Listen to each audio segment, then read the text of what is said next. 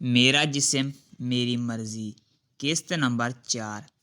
وہ جیسے ہی جانے لگی تو تحریم کے ابا نے انہیں یہ کہہ کر روک دیا کہ یہ چھوٹو ہی ہوگا، دوپہر کو بھی آیا تھا، اور اگر بات باہر تک چلی گئی تو لوگ طرح طرح کی باتیں بنائیں گے۔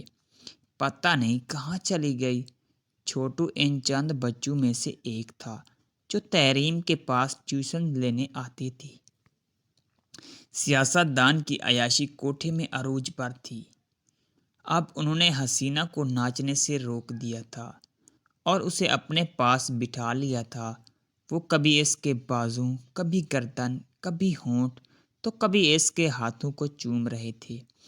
پھر ان کے جذبات میں اور شدت آئی تو وہ خوشی سے اٹھے اور حسینہ کا بازو پکڑ کر کمرے کی طرف کھینچ کر لے جانے لگے۔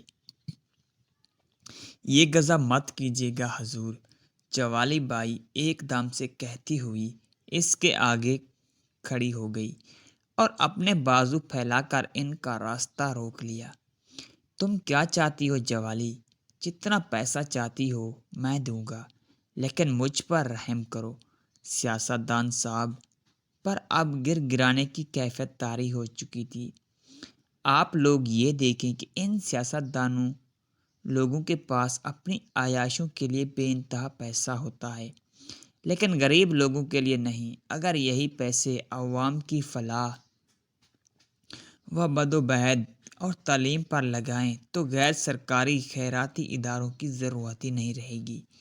البتہ بہت سے سرکاری تعلیمی اداروں میں بھی ایسے درند صفت انسان موجود ہیں جن کی وجہ سے استاد جیسا عظیم رتبہ بھی گندگی کی بھینٹ چڑھ گیا۔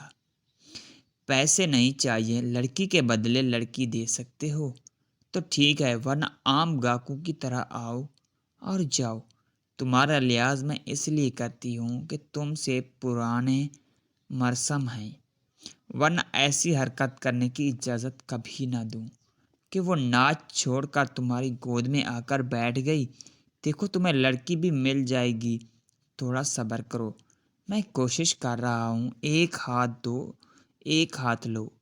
یہ سن کر سیاست دان صاحب غصے سے لال پیلے ہوئے، ایک نظر حسینہ پر ڈالی اور دروازے کی راہ لی۔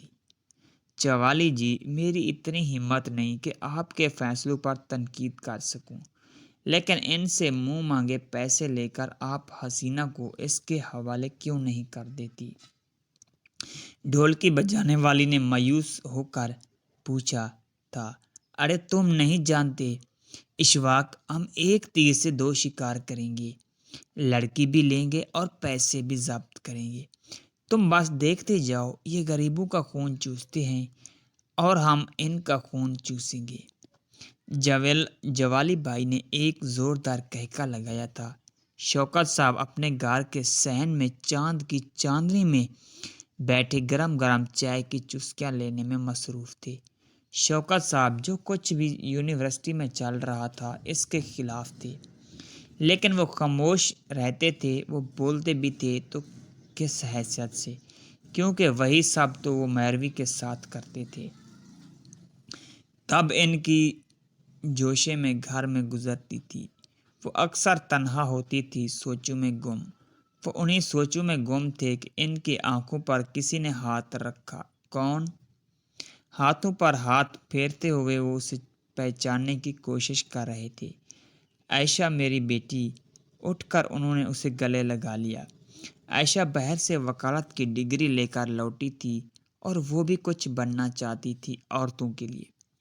گھر میں اسے سب ڈمپل کہتے تھے، بلکہ کلاس میں بھی وہ اسی نام سے مشہور تھی۔ وہ کافی دراز قد تھی، اس لیے وہ ہیلز پہننے کی بجائے کم ہیلز والی جوتی پہنتی تھی۔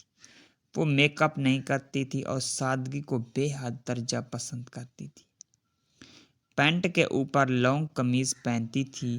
سناؤ میری بیٹی کیسی ہے؟ شوکت صاحب نے اس کے سر پر ہاتھ رکھتے ہوئے پوچھا۔ بابا میں تو ٹھیک ہوں، آپ بتائیں کیسے چل رہی ہے یونیورسٹی؟